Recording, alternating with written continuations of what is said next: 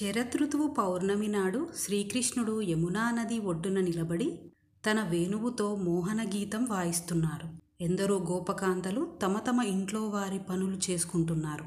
ఈ వేణుగానం విన్న వాళ్ళలో కొందరు గోపకాంతలు వారి హృదయంలో కృష్ణుడిని దర్శనం చేసి వారి శరీరాలు వదిలేశారు. మరికొంతమంది గోపకాంతలు వారి కుటుంబాలు వదిలేసి కృష్ణుడి దగ్గరికి వచ్చారు. కృష్ణుడు అన్నారు, మీరందరూ సంసారం చేసేవాళ్ళు, మీకు భర్తలు పిల్లలు ఉన్నారు. ఇలా సమయం కాని సమయంలో మీ కుటుంబాన్ని వదిలేసి పరపురుషుడి దగ్గరికి స్త్రీలు వస్తే మీ సంసారం పాడవదా? మీరు ఎందుకొచ్చారు? గోపకాంతలు వారి కళ్ళల్లో నీరు కారుస్తూ అన్నారు, కృష్ణ, మేము ఎందుకు వచ్చామో నీకు తెలుసు. నీ వలన సుఖం పొందాలని మేము వస్తే ఎందుకొచ్చావని అడుగుతావా? ఇది విన్న పరీక్షిత్ శుకమహర్షితో అన్నారు, మహర్షి, ఇంతవరకు బాగుంది, కానీ ఈ చీకటి పడ్డప్పుడు శ్రీకృష్ణుడు వేణు వాయించడం ఏమిటి? గోపకాంతలు కుటుంబాలు వదిలి పరిగెట్టుకు రావడం ఏమిటి? సుఖం పొందాలి అని వచ్చామనడం ఏమిటి? భగవంతుడు ఈ పనులు చేయవచ్చా? ధర్మం నిలబెట్టవలసిన వాడు పరకాంతలందు ఇలాంటి మోహపు బుద్ధి చూపించొచ్చా? శుకమహర్షి అన్నారు, పరీక్షిత్, తొందరపడకు, రాసలీలలు జాగ్రత్తగా విను, అప్పుడు నీకు అర్థమవుతుంది.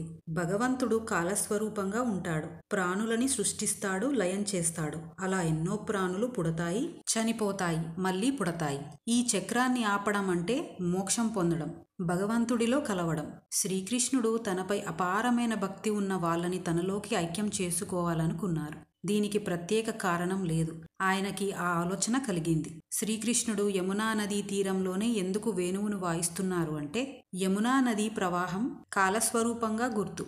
శరదృతువులో మేఘాలు లేక ఆకాశం నిర్మలంగా ఉండి రజోగుణం తమోగుణం లేక సత్వగుణంతో ఉంటారు. ఈ సమయంలో ఎవరి మనసు సత్వగుణంతో నిరంతరం కృష్ణుడిని హృదయంలో తలుచుకుంటారో వారు మాత్రమే ఈ వేణుగానం వినగలిగి కృష్ణుడి దగ్గరికి రాగలరు. ఎందుకంటే ఎవరిపై భగవంతుని అనుగ్రహం ఉంటుందో వారు ఆత్మోన్ముఖం అవుతారు. ఇక్కడ గోపకాంతలు మాత్రమే ఆత్మదర్శనం చేయబోతున్నారు అంటే కేవలం స్త్రీలు అని అర్థం కాదు. జీవులందరికీ శ్రీకృష్ణ పరమాత్మ జగద్భర్త. బయట ప్రపంచంలో స్త్రీ పురుషులు నపుంసకులు అని అంటాం, కానీ ఆత్మకి ఈ తేడా ఉండదు. అందరూ స్త్రీలు, ఎందుకంటే అందరూ భగవంతుడిని పొందాలి కాబట్టి. జగద్భర్తగా ఉంటాడు. అందుకని రాసలీలలో అందరినీ స్త్రీలుగా గోపకాంతలుగా సంబోధించారు. భగవంతుడు సత్యము, మారనివాడు. మారుతున్నది శరీరం. మారుతున్న శరీరంలో ఉండి మారని భగవంతుడిని పొందాలి. ఇది కేవలం కొందరికి అర్థమవుతుంది. అర్థమైన వాళ్ళు మాత్రమే కృష్ణుడి వేణుగానానికి స్పందించారు. వాళ్ళు తమ భర్తలని వదిలి అడిగేది కామము కాదు, మోక్షం. ఆత్మదర్శనం అయ్యాక పొందే సంతోషం మాటల్లో చెప్పలేనిది. దీన్ని మధురమైన భక్తితో చెప్పాలి. ఆత్మ బ్రహ్మంలో ఐక్యమవుతుంది. దాన్ని ప్రేయసి ప్రియులుగా ఆడుకుంటున్నట్టుగా చూపిస్తారు. శ్రీకృష్ణ పరమాత్మ కాళ్ళు పట్టుకుని గోపకాంతలు అంటున్నారు, ఎవరు నీ పాదాలు పట్టుకుంటున్నారో వారికి సంసార భయం పోతుంది. మోక్షం ఇవ్వగలిగిన నీ చేతిని మా తలపై ఉంచి మమ్మల్ని రక్షించు. కృష్ణుడు అన్నారు, ఇలాంటి సమయంలో మీరు రాకూడదు, తప్పు, మీ ఇంటికి వెళ్ళిపోండి. గోపకాంతలన్నారు, ఎన్ని జన్మల నుంచి మేము ఎన్ని తపస్సులు చేశామో దాని ఫలితంగా ఇవాళ నీ పాదాల దగ్గరికి చేరాం. మమ్మల్ని తిరిగి మా భర్తల దగ్గరికి వెళ్ళమని మమ్మల్ని అనకూడదు. ఎందుకంటే వారు సంసారం కోసం ఉన్న పతులు. మాకు జగద్భర్త అయిన నీలో చేరాలి. భరించేవాడు, రక్షించేవాడు భర్త. ఈ లక్షణాలు ఉన్నవాడివి నీవు. నువ్వు మాకు మోక్షమివ్వాలి. వీరి మాటలకి శ్రీకృష్ణ పరమాత్మ చాలా సంతోషించారు. ఎందరో గోపకాంతలు ఎందరో కృష్ణులతో నాట్యం చేస్తున్నారు. కొందరు వీణ వాయిస్తున్నారు, కొందరు మృదంగం వాయిస్తున్నారు. వీళ్ళు చిరునవ్వుతో నాట్యం చేస్తున్నారు. మెడలో ఉన్న హారాలు ముడిపడుతున్నాయి. చెవులకి ఉన్న కుండలాలు కదులుతున్నాయి, వెంట్రుకలు కదులుతున్నాయి. ఒంటికి చెమటలు పట్టేసి గోపకాంతలు శ్రీకృష్ణ పరమాత్మతో కలిసి రాసలీలానందాన్ని పొందుతున్నారు. యమునా నది నుంచి చల్లని గాలి వచ్చి వాళ్ళకి పట్టిన చెమట అలసట తీసేసి బాహ్యంలోకి వచ్చారు. వాళ్ళన్నారు, మేమందరం కృష్ణుడితో ఆనందం అనుభవిస్తున్నాం, ఆత్మదర్శనం పొందాం. వెంటనే కృష్ణుడు మాయమయ్యాడు.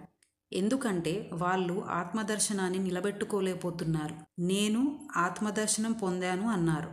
ఆత్మదర్శనం పొందితే శరీరం అనేది ఉండదు, నేను అనేది ఉండదు, శరీరం ఆత్మ వేరు అని తెలుసుకుంటారు. గోపకాంతలంతా కృష్ణుడు మాయమయ్యాడని పిచ్చివాళ్లలా చెట్లు, పూలు, ఆకులు ఏవి కనిపిస్తే వాటితో నల్లనివాడు, చక్కటి నవ్వు కలవాడు, పద్మాల వంటి కన్నులు ఉన్నవాడు, నెమలిపించం ధరించినవాడు ఎక్కడైనా చూశారా అని ఆవేదన పొందుతూ అడుగుతున్నారు. శ్రీకృష్ణ పరమాత్మ వచ్చి మళ్ళీ ఆనందంగా వారితో ఆడి సిద్ధిని ఇచ్చాడు. శ్రీకృష్ణ పరమాత్మ నెమలిపించం ఎందుకు ధరిస్తాడంటే, మగనెమలి వర్షాకాలంలో వచ్చే వానకి ముందు చాలా ఆనందంతో నాట్యం చేసి దాని కంటి నుంచి నీటిని చుక్కగా వదులుతుంది. అప్పుడు ఆడనెమలి ఆ నీటి చుక్కని తన నోట్లోకి తీసుకుని గర్భం ధరిస్తుంది. ఆడ మరియు మగ నెమలి భౌతికంగా సంభోగం చేయవు. శ్రీకృష్ణ పరమాత్మ అనేక మంది భార్యలతో ఉన్నట్టు ఉంటాడు, కానీ తన అస్ఖలిత బ్రహ్మచర్యం చూపించడానికి నెమలి పించం పెట్టుకుంటాడు. దీన్నే రాసలీల అని పిలుస్తారు. ఓం నమో భగవతే వాసుదేవాయ నమః.